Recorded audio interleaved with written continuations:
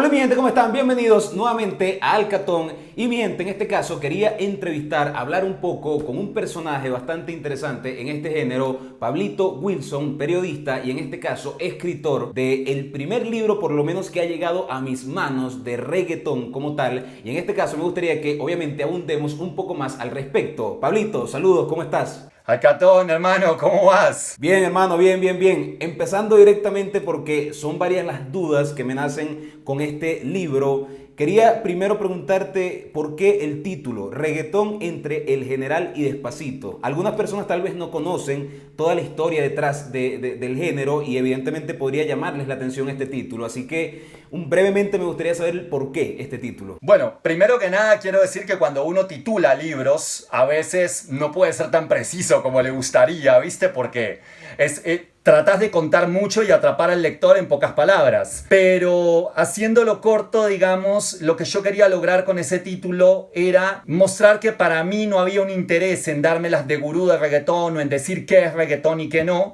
sino en tomar todo lo que puede ser reggaetón o no para el análisis y a partir de ahí como empezar a unir las piezas de rompecabezas. Podemos discutir si lo que se hizo en Panamá es reggaetón o no, si el reggaetón es panameño o puertorriqueño, quién fue el pionero de reggaetón, si el reggaetón viene de Dembow de Shabba Ranks, como dicen algunas personas en Puerto Rico, o si viene de Onder Mi Slang Tank, la primera canción de reggae que se hace con un teclado Casio, que la primera canción que se hace con un teclado Casio.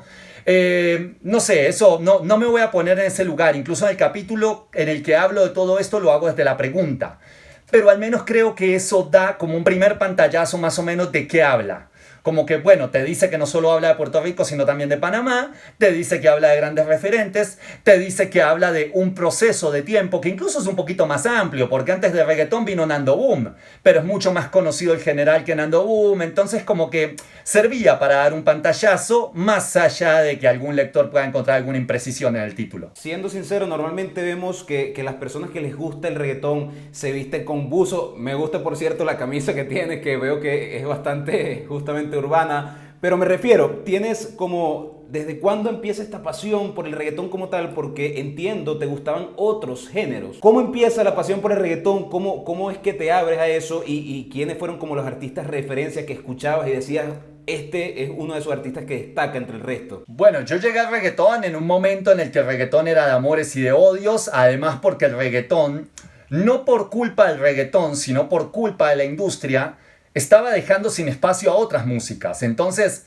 los artistas de reggaetón simplemente hacían música, pero la industria, que tiene gente muy bonita trabajando en ella y gente que no es como tan leal, estaba quitándole espacios a otras músicas, entonces había como esa bronca con el reggaetón. Y yo como periodista dije, no, yo para emitir una opinión de reggaetón tengo que escucharlo primero. Entonces empecé a escuchar cosas de Tego Calderón, de Don Omar, de Daddy Yankee, y empecé a encontrar que me gustaban. Así como me podían gustar bandas de rock, como me podían gustar otras cosas. Incluso ahora que terminé el libro, este año como que me he refugiado mucho en cosas que no escuchaba hace mucho tiempo, de todo tipo, tanto boleros como, por ejemplo, hasta la... Nosotros teníamos un restaurante con mi familia donde yo ponía de todo, ponía reggaetón, ponía bolero, ponía salsa, si salía el nuevo tema de Víctor Manuel lo ponía, entonces como que, y además que estoy en un momento de mi vida en el que ninguna música me jode, siento que de todas las músicas puedo aprender. Y eso también me encanta. Entonces, así fue como fui llegando al reggaetón. Yo ya había escuchado mucho dancehall, sobre todo dancehall que se hace en Europa, en Francia, en islas francesas. Y había escuchado también, bueno, en los años también, después de empezar a descubrir el reggaetón, escuché mucho soca urbano. Mucho soca de Trinidad y Tobago, de Barbados. Entonces, como que todo eso me fue dando como piecitas para armar mis gustos musicales de hoy en día. Claro, o sea, estás más abierto en la música, pero no todo el mundo entiende todo lo que hay detrás de una producción como esta, que esto es un proyecto, un libro. Te quería preguntar, ¿cómo fue el proceso desde el inicio al fin? ¿Cómo te preparaste para este libro? ¿Y cómo fue el proceso a nivel de tiempos para poder estructurar todo este proyecto? Porque yo sé, desde hace años tenemos contacto y sé que esto es algo que llevas trabajando desde hace un tiempo y quería saber un poco más de cómo fue este proceso. Bueno, lo lindo de todo esto es que un libro no tiene fecha de caducidad. A mí muchas veces la gente me dice, quiero hacer un libro, pero no sé por dónde empezar. Yo digo, empezá, simplemente. Si es un desastre lo que escribís, eventualmente lo vas a hacer mejor y alguien te puede ir guiando y todo, hasta que va a llegar el punto en que vas a sentir que aprendiste a escribir, que mejoraste y demás. Entonces, por ejemplo, uno de los libros que está en la bibliografía es una investigación que se llama Generación Hip Hop, que se tardó 10 años en hacerse. Y yo, la verdad, cuando empecé, también era como con esa idea de que solo existían 2 libros publicados de reggaetón en inglés, uno hecho por una puertorriqueña llamada Raquel Rivera, por una dominicana llamada Débora Pachini Hernández y por un norteamericano llamado Wayne Marshall, y un libro que conecta el reggaetón con los aspectos raciales hecho por una mujer llamada Petra Rivera. Entonces como que yo sentía que lo tenía que hacer porque no existía esa obra en español. Los 2 libros que existían, bien constituidos y todo, estaban hechos en inglés, publicados por una universidad de Estados Unidos. Entonces yo sabía que tenía que terminar de la mejor manera posible, con el mayor respeto hacia el género, hacia Puerto Rico, hacia la gente, hacia los oyentes, y bueno, entendiendo que todos somos humanos, que tenemos aciertos, errores, pero que un producto dedicado y presentable iba a salir. Y así fue. Tardé más de lo que esperaba, pero estoy contento con el resultado. Mencionas mucho del reggaetón como tal, pero también de otras culturas. ¿Qué objetivo como tal tiene Pablito Wilson con este libro? O sea, cuando uno hace un libro, me imagino que tienes en la cabeza algo, alguna meta, llegarle a los seguidores de alguna manera. Entonces, ¿qué objetivo tienes tú con este proyecto? ¿Qué es lo que querías dar a entender por encima con este libro? Yo, si bien no lo tenía claro cuando empecé a hacer el libro, ahora que lo terminé, entendí que los 2 libros que he hecho se parecen en algo, y es que no solo hablan de música, tratan de construir algo más. Este no, para que el que no sepa, este no es tu primer libro, por eso algunas personas pueden pensar, pero no. No, es mi segundo libro, entonces te iba a decir eso. Mi primer libro fue rock colombiano, partía de una idea, y es que el joven tiene que escuchar rock, y no solo rock en general, de Estados Unidos, del mundo, sino de su país y hasta de su barrio. Porque es el que muchas veces le está contando cosas que no salen en medios de comunicación, que no se dicen en cualquier lado. Este libro nace con una preocupación similar. Yo decía, el reggaetón es un vehículo genial para hablar de empoderamiento femenino, para hablar de cómo se vive el sexo en la actualidad, para hablar de la realidad de las calles. Entonces como que desde ese lugar estaba yo quería como dejar como un granito como una semilla, ¿viste?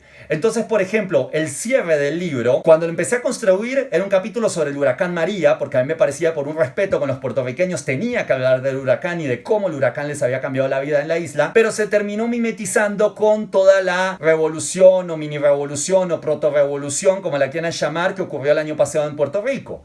Entonces, con toda esa manifestación ciudadana, que si bien la parte fundamental fue la ciudadanía, también hay que destacar que mucha de esa ciudadanía se enteró, o mejor dicho, se apersonó lo que estaba pasando gracias al papel de figuras como Residente, como Ricky Martin, como Bad Bunny, como Eliana Cabra.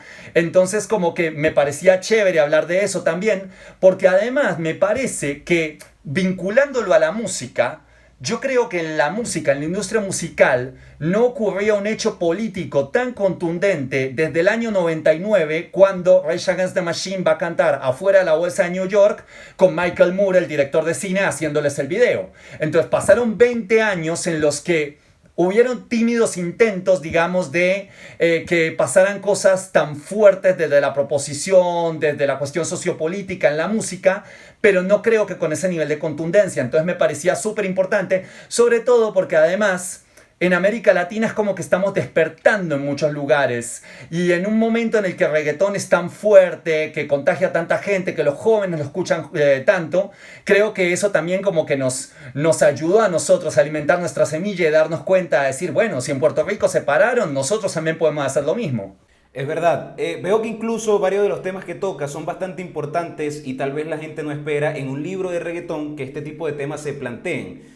Por ejemplo, una de las preguntas generales que te tengo, porque veo que estás metido en muchos sectores sociales, políticos y muchas cosas, no nada más es que alguien hizo un libro y listo, sino que tiene muchas ideas basadas en él.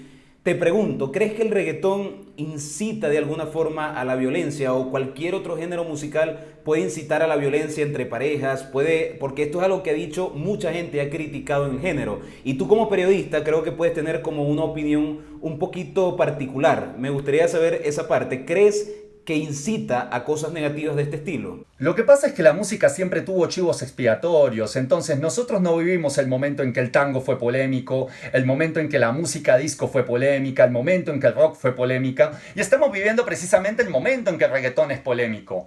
Pero muchas de las cosas que se le critican al reggaetón, que sí, me parecen criticables, yo te puedo criticar una canción, puedo creer que un artista se pasó, pero a la larga son cosas que no se le tienen que criticar al reggaetón, sino a cómo está el mundo en el que vivimos, a que hay una realidad que es triste, pero somos una sociedad en decadencia con comparación a la sociedad que éramos hace 20 años.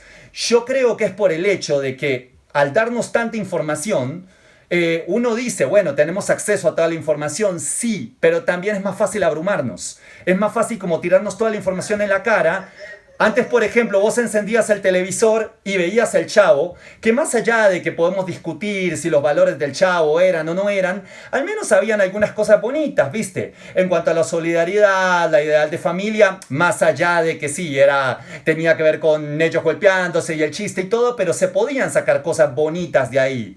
Ahora los chicos prenden YouTube y ven un youtuber pelotudo que se va a maltratar animales y lo filma y es un héroe haciéndole daño a otros. O sea, no estábamos en ese nivel de estupidez como sociedades a nivel mundial. Entonces tenemos que entender un poco que el que cambió es el mundo en el que vivimos. No es la culpa a un género musical. Es como cuando Ñejo dice, a nosotros nos censuran un montón, pero las películas sí dicen como la grosería y las nominan a los Oscar y todo, entonces como que nos hacen poner el ojo en un solo lugar. ¿Por qué a mí me interesa también defender al reggaetón, por decirlo de alguna manera? Porque mientras sigamos echándole la culpa al reggaetón de todo lo que pasa, no vamos a ser capaces de hacer los análisis pertinentes como sociedad para avanzar. Entonces el político corrupto que quiere que mires para el otro lado te va a decir, es culpa del reggaetón, ¿viste?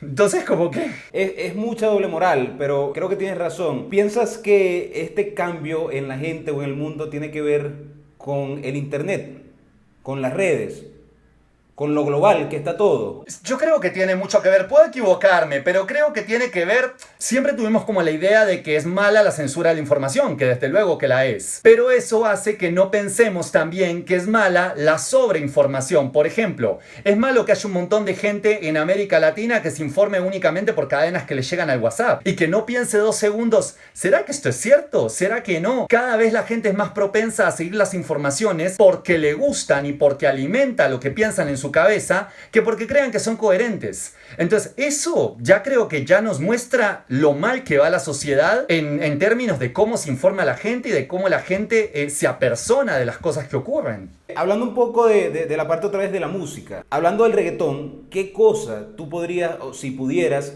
cambiarías al género como tal? ¿Le cambiarías al reggaetón? ¿Hay algo que te desagrade como tal del género o que sientas que no es su fuerte? No, porque yo siento que el reggaetón es muy autorreflexivo. Entonces el reggaetón, ¿por qué lleva vigente tanto tiempo? Porque ha sabido cambiar en letras, en sonoridades y no tiene miedo a volver al mismo lugar tampoco. Entonces, por ejemplo, salen canciones como las que hacía Jay Álvarez hace años, que tenían una esencia super reggae. Después el reggaetón se sale de ahí y años más tarde tenés hits como Calma o toda esa exploración. A mí lo que hizo Farruko con Gangalí, más que un disco, me parece una tesis de grado. O sea, me parece, el tipo se va a Jamaica, graba con artistas, o sea, nunca se ha hecho como con esa profundidad académica un disco de reggaetón, por decirlo de alguna manera. Entonces como que me parece muy chévere eso, que el reggaetón explora, va, viene, artistas como Nicky Jam, como Ñejo, lo han dicho en entrevistas, entienden, o sea, antes decían como no, es que nosotros cantamos y cada quien verá lo que escucha.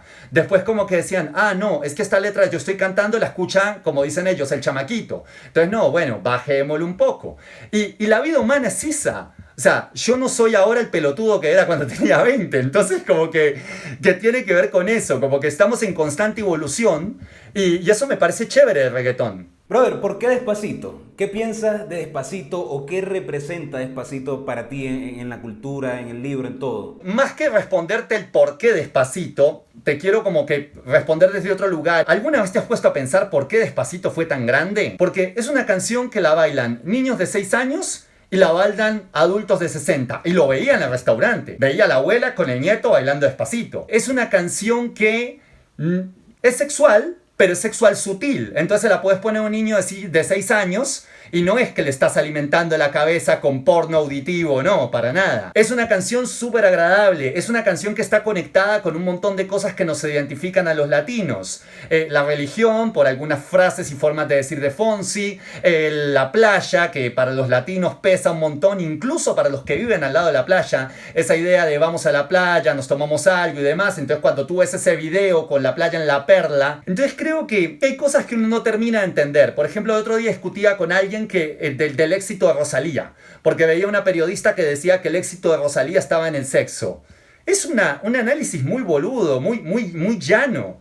O sea, yo creo que entender el éxito de Rosalía es en este momento de las cosas más difíciles de entender en la industria, porque el disco que hizo Rosalía, que también, o sea, ese en efecto fue una tesis, o sea, es el trabajo de grado con el que Rosalía se gradúa, el Mal Querer, pero no es un disco que sea comercial o estructuralmente comercial. Lo que pasa es que ella dio con gente que trabajó con ella, gente muy talentosa, gente con peso en la industria, gente que le creyó a un proyecto que quizás si lo hubiera agarrado otra persona habría dicho, no, flaca, hace otra cosa. Entonces como que me parece chévere eso, hacerse preguntas, porque es un mundo para descubrir y que todavía no terminamos de descubrir. Yo creo que Rosalía es una de las artistas más grandes que tiene el género, bueno, no el género, porque ella no es del género, pero es una de las cantantes más particulares que tenemos en la actualidad, aunque no sea tan entendida, porque veo que incluso muchas de sus producciones tienen dislike, o dislike que no deberían de estar, ¿entiendes? Por gente que tal vez no ha captado, canalizado, entendido el arte que tiene Rosalía, o sea, y es en sus canciones, es bastante fuerte, pero no había escuchado eso de que alguien diga que es por solamente el sexo. No, y que hay muchas razones por las que una canción puede ser un palo o no. Ivy Queen se hizo un disco cuádruple que se llama Vendetta, en el que hace un disco de música urbana, un disco de hip hop, un disco de salsa, un disco de bachata, que es de los discos más increíbles que se ha hecho pues para mí en la historia del reggaetón. Al menos, a ver, yo digo es en el tema de que es un disco cuádruple, es un disco muy bien hecho, es una hazaña muy única, ¿viste? Y entonces como que cuando uno empieza a tratar de escuchar no solo lo que ponen las radios, sino también otras cosas, uno encuentra cosas brillantes que dice, wow, qué tremendo esto.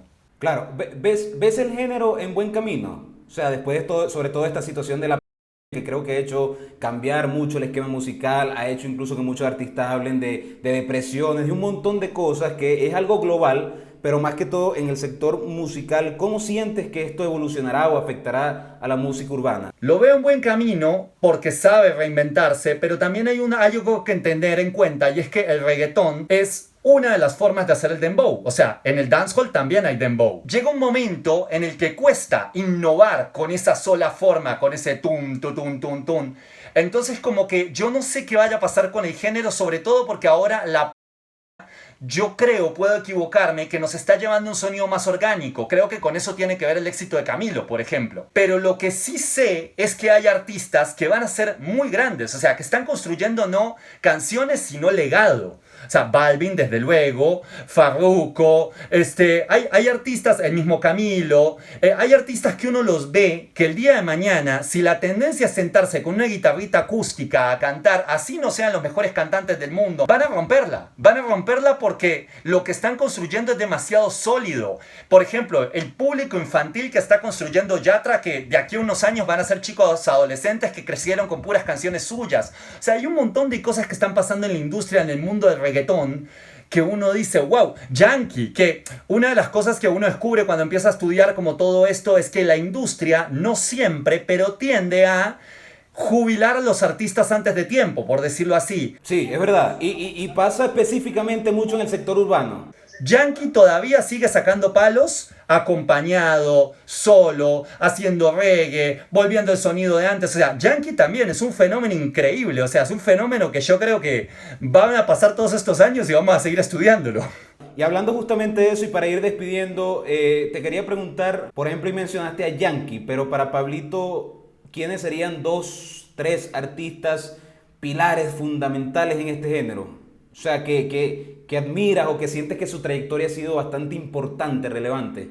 Porque hay mucha gente que dice, no, el rey es Yankee, el rey es este. Veo que haces mucha referencia también en el mismo libro a Tego Calderón, o sea, muchos artistas. Pero como para ti, ¿quiénes crees que en la actualidad están llevando la batuta o están siendo bastante representativos en el género? Yo creo que en el género hay mucha variedad y eso es chévere, entonces como que hay muchas razones para poner en la cúspide a alguno. Podés hablar de cuál es más pop, cuál pega más hits, cuál es el mejor rapero, cuál es el más versátil. Y hace poco tenía una entrevista con este medio de Flow Italiano Radio y él me decía que uno tiende a agarrar artistas que se relacionan con lo que más a uno le gusta. Entonces él me decía, por ejemplo, mi artista favorito es Cosculluela porque a mí me encanta, digamos, el fronteo, ¿viste? En mi caso, como yo vengo tanto del reggae, yo tengo muy pocas cosas favoritas, pero yo creo que si tuviera un artista de reggae favorito sería Farruko, sobre todo después de haber hecho Gangalí. Pero adoro a Balvin, adoro a Yankee, me gusta incluso mucho lo que hace Maluma, me gustan cosas que ha hecho Ñejo, Luigi. Entonces como que, y por eso es que a mí me cuesta tener algo favorito, porque es que es súper versátil. O sea, pues por ejemplo, el ingenio que tiene Luigi en sus letras, incluso cuando es súper guarro, el ingenio que tiene Balvin para saber qué canciones pueden funcionar. Por ejemplo, ahora que hablábamos de reggae, Amarillo está hecha con la base de una famosa canción de dancehall que es Angela de Saiyan Super Crew. Cuando yo escuché Amarillo y escuché el beat, o sea, me voló la cabeza, porque era hecho con el beat de otra canción que a mí me encantaba. Entonces como que eso es lo lindo, estudiar esto y de acercarse desde ese lugar de no es que yo me las sepa todas, sino que yo vengo a aprender. Que siempre te puedes maravillar, siempre encontrás cosas para que te llamen la atención y para aprender de ellas. Excelente, brother.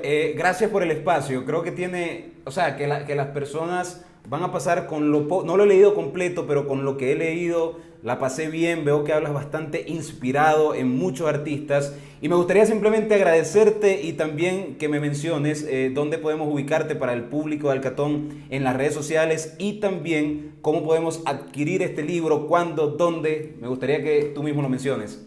Bueno, en este momento el libro está nada más editado en Colombia, se encuentra en algunas tiendas, pero la forma más directa, digamos, era a través de mi Instagram. Pero justo en este momento voy a viajar a promoverlo a San Juan, también me parece por una cuestión de respeto súper importante buscar artistas o personas de la música como DJ Nelson, como Paco López, que me atendieron súper bien y que me encantaría regalarles el libro, ¿viste? Decirles como, hey, este es el producto que hice del trabajo acá, gracias a las entrevistas que pude hacer hace 4 años cuando estuve en la isla.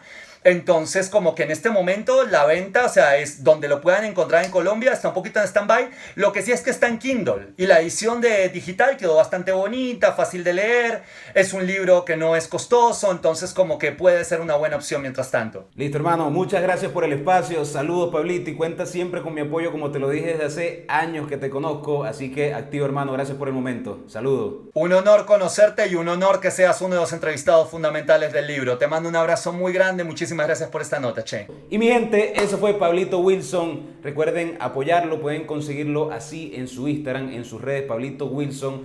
Creo que es un libro bastante representativo. Yo creo que en el fondo, porque les voy a ser sincero, yo soy amante a este género, amante de la música urbana, y aparte Pablito Wilson ha sabido transmitir muchas ideas acá. Así que no se lo pierdan, reggaetón entre el general y Despacito, estamos activos y nos veremos luego. Nos vemos. Me tiene trastornado, esto es demasiado, no quiere Christian Dior, quiere ver mi sudor. 2 atos por comerla, pásame el encendedor. Un par de cigarrillos y no es que el cuerpo se lo pida.